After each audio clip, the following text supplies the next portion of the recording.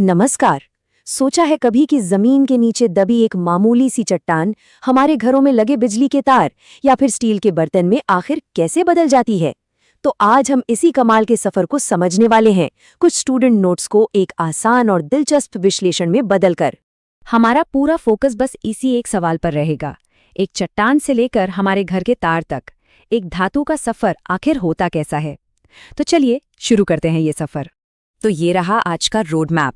हम step by step चलेंगे। सबसे पहले समझेंगे कि भाई धातु होती क्या है, फिर देखेंगे कि ये मिलती कहाँ से है, और फिर जानेंगे कि इसे निकालने का पूरा प्रोसेस क्या है।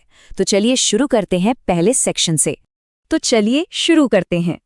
देखिए, किसी भी चीज को निकालने से पहले ये जानना तो जरूरी है ना कि हम ढूंढ क्या रहे हैं। आखिर ऐसी क्या खास बात है जो एक धातु को धातु बनाती है। ओके, तो धातु को पहचानते हैं उसके गुणों से।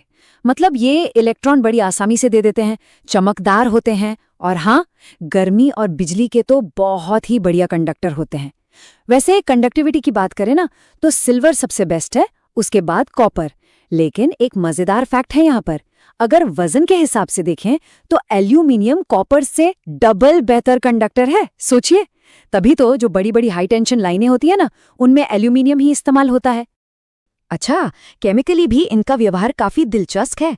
ज्यादातर मेटल के ऑक्साइड बेसिक होते हैं, मतलब क्षारीय, पर हमेशा नहीं। जैसे क्रोमियम का ऑक्साइड वो एसिडिक होता है, और कुछ मेटल तो जैसे एल्यूमिनियम और जिंक बिल्कुल डबल रोल में रहते हैं, कभी एसिड की तरह कभी बेस की तरह।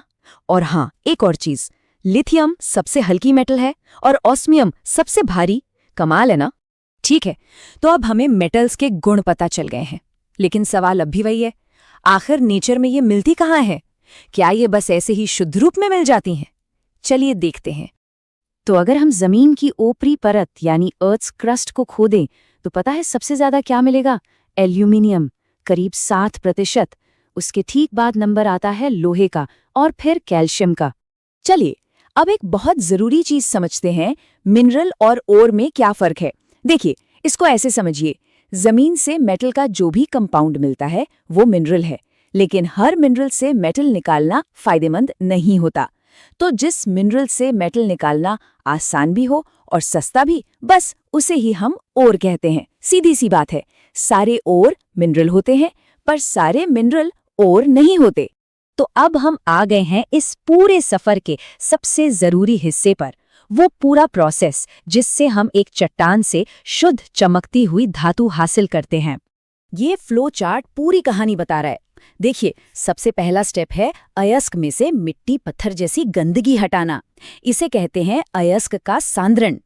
अब इसके बाद ना 3 अलग अलग रास्ते हैं, और रास्ता इस बात पर निर्भर करता है कि मेटल कितना रिएक्टिव है। जो बहुत ज्यादा रिएक्टिव है उनके लिए तो बिजली का झटका यानी इलेक्ट्रोलिसिस इस्तेमाल करना पड़ता है।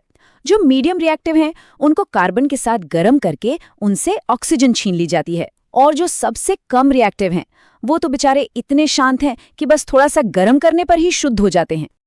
ओके, इस पूरे प्रोसेस को ठीक से समझने के लिए कुछ जरूरी शब्द हैं जो हमें आने चाहिए। तो चलिए एक एक करके उन्हें जानते हैं। सबसे पहला शब्द है गैंग। बिल्कुल आसान भाषा में, गैंग मतलब वो कचरा, मिट्टी, रेत, पत्थर जो अयस्क के साथ चिपका हुआ है और जिसे हमें हटाना है। तो अब इस गैंग को हटाएं कैसे? उसके लिए हम एक चीज मिलाते हैं जिसे कहते हैं फ्लक्स।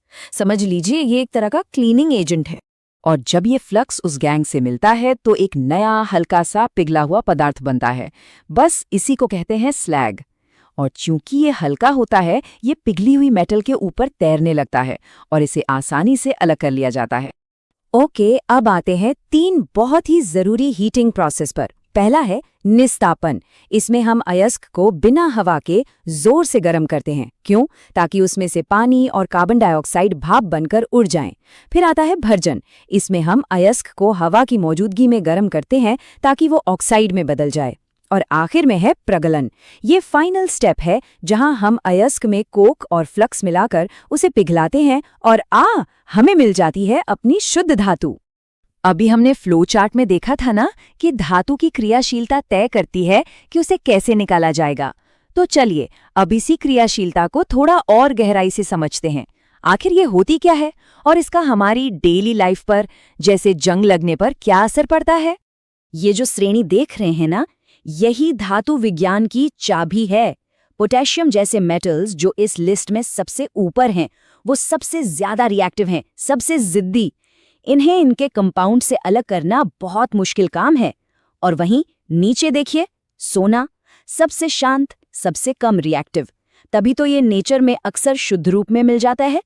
इसी रिएक्टिविटी का सबसे आम उदाहरण है जंग लगना, यानी रस्टिंग।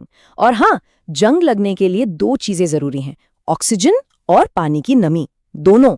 लेकिन एक बिल्कुल हैरान करने वाली बात बताऊं, जब लोहे पर जंग लगता है ना, तो उसका वजन कम नहीं होता बल्कि बढ़ जाता है, क्योंकि उसमें ऑक्सीजन के एटम जुड़ जाते हैं। है ना अजीब?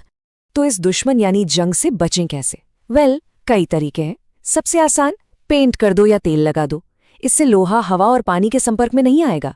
एक और तरीका है, उस पर किसी दूसरी धातु की परत चढ़ा देना, जैसे गैल्वेनाइजिंग। या फिर सबसे बेहतरीन तरीकों में से एक है मिश्र धातु बना दो। तो ये गैल्वेनाइजिंग, जिसे यशद लेपन भी कहते हैं, है क्या? बहुत सिंपल है। बस लोहे के ऊपर जिंक की एक पतली सी लेयर चढ़ा देते हैं।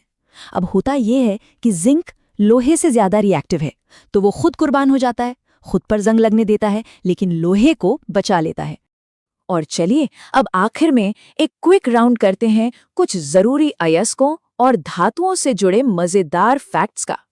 चलिए अब कुछ रोजमर्रा की धातुओं को उनके असली सोर्स यानी अयस्क से मिलाते हैं। जो एल्यूमिनियम फॉयल हम इस्तेमाल करते हैं ना, वो बॉक्साइट नाम के अयस्क से आता है।